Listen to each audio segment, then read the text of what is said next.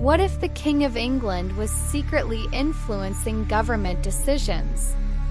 For years, Prince Charles, now King Charles III, was accused of being a meddling monarch.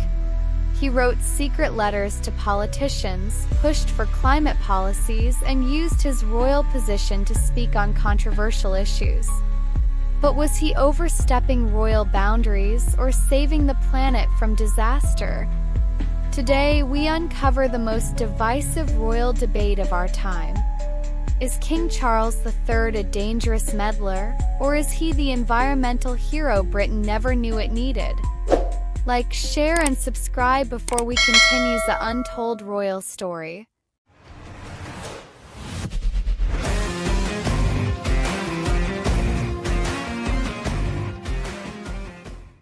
In 2015, the UK government was forced to release private letters written by then Prince Charles to ministers. These weren't ordinary letters. They were handwritten, full of underlines and capital words, nicknamed the Black Spider Memos. Charles urged politicians to act on things like herbal medicine, badger culling, armed forces equipment, and climate change. Critics went wild. They accused him of crossing the line, a royal telling elected officials what to do? Unthinkable. But Charles never denied it. He believed that staying silent while the planet burned would be the real crime. In the UK, the monarchy is supposed to be neutral. No opinions. No politics. No interference. It's written into the very fabric of the constitutional monarchy. So when Charles started voicing his concerns, some said, he's breaking the royal code.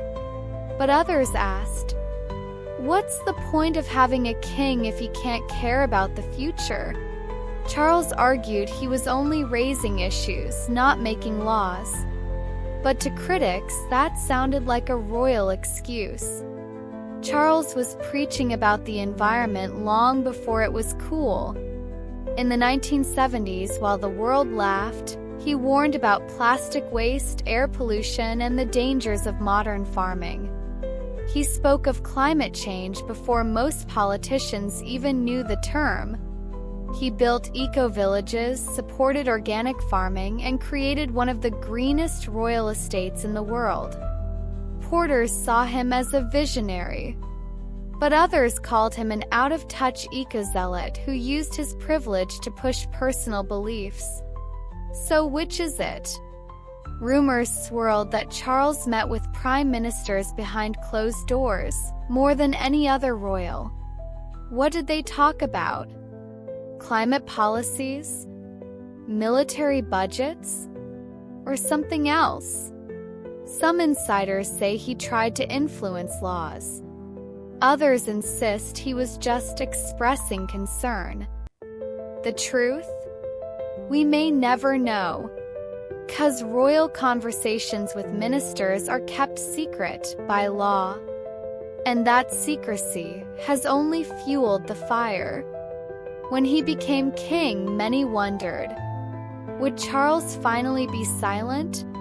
Surprisingly, he toned down his activism. No more letters. No political speeches. But his message on climate didn't stop. He called it the greatest threat to humanity. He used his platform to urge world leaders to act. But critics still question, should a monarch ever be an activist, even for a noble cause? Public opinion is split. Some Britons say, finally, a royal who actually cares about the world. Others argue, he's not elected. He should stay out of politics. Polls show younger generations love his environmental work. Older citizens, not so much. It's a battle between tradition and progress, duty and conscience. And Charles is right in the middle. Now, as King Charles III, his words carry even more weight. He walks a tightrope between being a figurehead and a voice of reason. He may be the most opinionated monarch in modern British history. Some fear he'll damage the monarchy's fragile neutrality. Others believe his legacy will be that of a protector of the earth. So here's the question: is King Charles III breaking the rules or bending them for the greater good? Was he meddling in democracy or fighting for a dying planet? One thing's clear: this is not your typical king. He may be the most controversial monarch of our time. So tell us, should a monarch ever speak out on global issues like climate change? Or must they remain forever silent? Comment below. Let the debate begin.